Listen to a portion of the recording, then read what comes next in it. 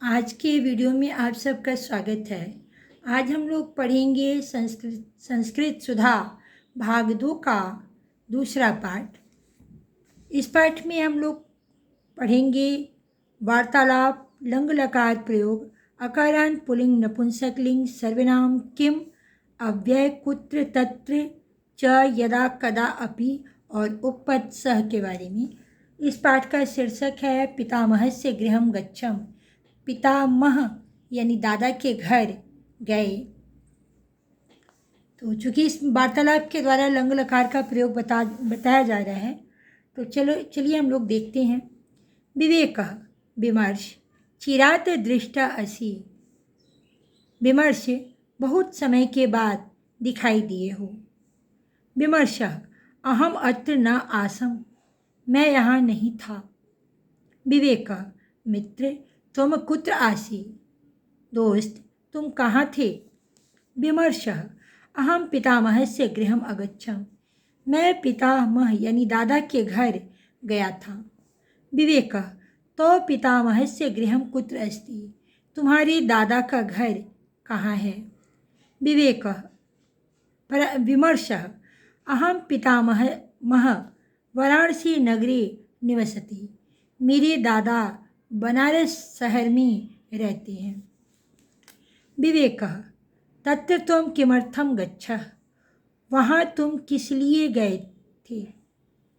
विमर्शः, ग्रीष्मावकाशे मनोरंजनाय सामान्य ज्ञान वर्धनाय च, गर्मी की छुट्टियों में मनोरंजन के लिए और सामान्य ज्ञान के विकास के लिए वहाँ गया था।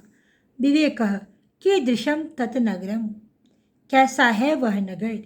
विमर्शः, अति प्राचीन शोभनम च, बहुत ही पुराना और सुंदर।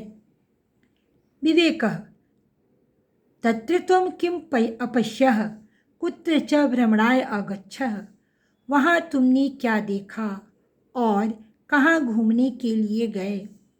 विमर्शः, तत्र प्रातः पितामहेन सह गंगा तटे भ्रमणाय अगच्छम, वहाँ प्रातः दादा के साथ गंगा तट पर घूमने के लिए गया। यदा कदा नौका विहारम च अकर्वम, कभी कभी नौका विहार यानी नाव की सैर किया। विवेकः, किम त्वं गंगाया स्नानं न करो, क्या तुमने गंगा का स्नान नहीं किया। विमर्शः, मित्र अहम गंगायाम स्नानम तरणम च अकरवन्, मैंने गंगा में स्नान और तैरना किया। गंगा स्नानेन दानेन च पुण्य जन्म अकर्वम, पुण्यार्जनम अकर्वन्। फिर से देखेंगे, गंगा स्नानेन दानेन च पुण्यार्जनम अकर्वन्, गंगा स्नान के द्वारा और दान के द्वारा पुण्य अर्जित किया। पुनः दैनिक कार्याणि कृत्वा मंदिरेषु देवाराधनां च अकर्वन्, पुनः फिर दैनिक कार्यों को करके मंदिरों में देवताओं की आराधना किया। संकट मोचन मंदिरे रामायणस्य सुंदर कांडम अपि अपठन्, संकट मोचन मंदिर में रामायण का सुंदर पाठ भी पढ़ा। विवेकः, सायंकाले त्वं कालं कथम अनयः, शाम के समय तुम कैसे आए। मित्रः, सायंकाले कुत्रापि न अगच्छम, शाम के समय मैं कहीं नहीं गया। गृहे एव परिवारस्य सदस्यों सह वार्तालापेन मध्ये मध्ये श्लोक पाठेन च मनोरंजनम अकर्वन्, घर में ही परिवार के सदस्यों के साथ वार्तालाप के द्वारा बीच बीच में श्लोक पाठ के द्वारा मनोरंजन किया। विवेकः विमर्शः, त्वं सार्थक रूपेण ग्रीष्म अवकाश कालम अनयः, तुमने सही रूप में गर्मी की छुट्टी बिताई। तो मेलनेन महान लाभ अभवत्, तुमसे मिलने से बहुत लाभ हुआ। अहम अपि ग्रीष्मावकाशे वाराणसी नगरम गमिष्यामि। मैं भी गर्मी की छुट्टी में बनारसी शहर जाऊंगा, यानी बनारस को जाऊंगा। तो इस प्रकार से हम लोगों ने इस पाठ का हिंदी अनुवाद किया। छात्रों से मेरा अनुरोध है कि आप इस पाठ के शब्दार्थ को याद कर लेंगे। अब हम लोग चलते हैं इसके अभ्यास प्रश्नों की ओर।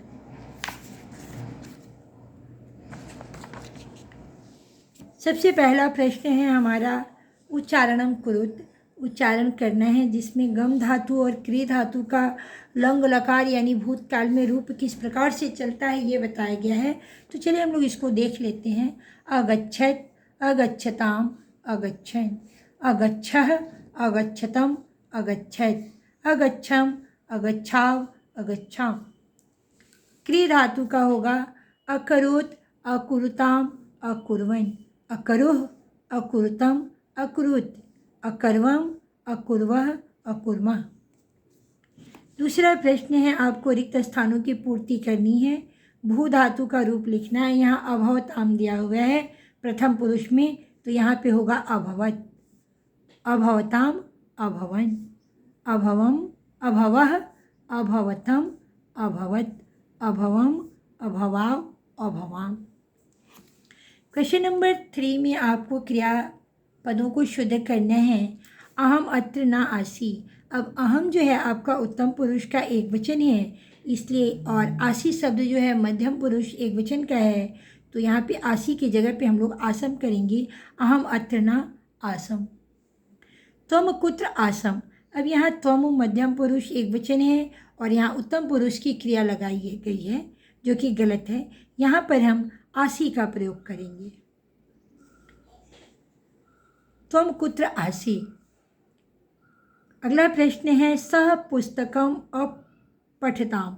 अब अपठताम जो है प्रथम पुरुष के द्विवचन का है, जबकि सह जो है वो प्रथम पुरुष एक वचन का करता है, तो इसलिए यहाँ पे एक वचन के कर्ता के साथ एक वचन की क्रिया होगी, सह पुस्तकम अपठत। अगला प्रश्न है अहम गृहम अगच्छत। अहम उत्तम पुरुष एक वचन है और अगच्छत जो है वो प्रथम पुरुष एक वचन का है, जो कि गलत है। तो यहाँ पे उचित क्रिया होगी अहम गृहम अगच्छम। त्वम पत्रम अलिखम। यहाँ त्वम मध्यम पुरुष है, इसलिए उचित क्रिया का प्रयोग करते हुए वाक्य बनेगा त्वम पत्रम अलिखः। क्वेश्चन नंबर 3 में आपको कुछ शब्द दिए गए हैं, जिसे कि आपको लंग लकार और लट लकार और लंग लकार में छांटना है। लंग लकार की सबसे बड़ी पहचान है कि उसके क्रिया रूपों के आगे अ जुड़ा होता है। आप यहाँ देख रहे होंगे कि सारे क्रिया रूपों में अ लगा हुआ है। ये उसकी पहचान है लंग लकार होने की। आप इस बात को ध्यान देंगे, और अगर आपको इस तरह से प्रश्न छांटने के लिए आए तो आप छांटने में आपको सहूलियत होगी। तो सबसे पहले गच्छति, गच्छसि, गच्छामि, गच्छन्ति, गच्छत और गच्छामि। लंग लकार में आप देखेंगे कि सबके पहले अ लगा हुआ है। अगच्छत, अगच्छः, अगच्छम, अगच्छन्, अगच्छत और अगच्छाम। आपको इन्हीं शब्दों से छांटना था। क्वेश्चन नंबर 5 में है कि शुद्ध विकल्पम रिक्त स्थाने लिखत। रिक्त स्थानों पे सही विकल्प को लिखना है आपको। सह गृहम। तो सह जो है आपका प्रथम पुरुष का कर्ता है, इसके साथ क्रिया होगी अगच्छत। त्वम गंगायाम स्नानम। त्वम मध्यम पुरुष एक वचन का कर्ता है, तो इसके साथ क्रिया होगी अकरोह। अहम पितामहस्य गृहम। अहम उत्तम पुरुष एक वचन है, क्रिया होगी अगच्छम। त्वम पत्रम अलिखः। रमेशः गृह कार्यम अकरोत्। जब भी वाक्य शुद्ध करना हो तो आप इस बात का ध्यान रखें कि कर्ता जिस पुरुष जिस वचन का हो, क्रिया उसी पुरुष और उसी वचन की होनी चाहिए, तब जाके आपका वाक्य जो है सही होगा। अगला प्रश्न है अधोलिखितानां परस्परम मेलनम कुरुत। नीचे लिखे गए शब्दों को आपको धातुओं के साथ मिलाना है। तो सह अपठत, त्वम अपठः, अहम अपठम, तौ तो के साथ अपठताम, ती अपठन, युवाम अपठतम, यूयम अपठत, आवाम अपठाव और वयम अपठाम। तो इस तरह से हम लोग वाक्य को मिलाएंगे। अगला प्रश्न है अधोलिखित पदानाम मूल धातु पुरुष वचन लिखत। नीचे दिए गए शब्दों का मूल धातु पुरुष और वचन बताना है। आसम शब्द है, मूल धातु है अस, उत्तम पुरुष का एक वचन है। उसी तरह से अगच्छतम, इसकी मूल धातु है गम, मध्यम पुरुष का द्विवचन है। अकर्वम, मूल धातु है क्री, उत्तम पुरुष एक वचन है। अपठाम, मूल धातु है पठ, उत्तम पुरुष और बहुवचन है। अनयः, मूल धातु है नी और मध्यम पुरुष का एक वचन है। तो इस प्रकार से हम लोगों ने इस पाठ का प्रश्न उत्तर किया। मुझे उम्मीद है कि आपको ये पाठ समझ में आएगा। अगर मेरा प्रयास आपको पसंद आए तो आप इस वीडियो को लाइक कीजिएगा, चैनल को सब्सक्राइब कीजिएगा, बेल आइकन प्रेस करिएगा ताकि जब मैं अगला वीडियो अपलोड करूं तो उसका नोटिफिकेशन आप तक सबसे पहले पहुंचे। और इसे अपने दोस्तों को शेयर करिएगा। मेरा ये प्रयास आपको कैसा लगा अपने विचार कमेंट के द्वारा अवश्य बताइएगा। धन्यवाद।